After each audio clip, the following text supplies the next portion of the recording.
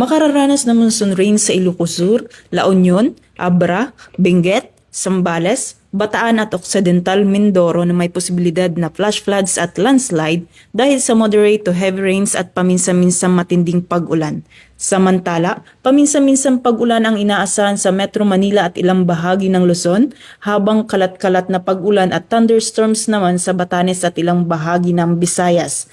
Sa Mindanao, bahagyang maulap ang kalangitan na may isolated rain shower dahil sa localized thunderstorms. Samantala, sa labas ng Philippine Area of Responsibility, namataan ang Typhoon Dolphin at dalawang tropical depression.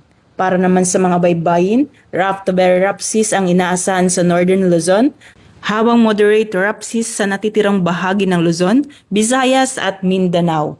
Paalala naman ng mga otoridad sa publiko, maging alerto sa posibleng malakas na pag-ulan, baha at landslide at laging sumunod sa mga abiso ng Pag-asa at mga lokal na otoridad.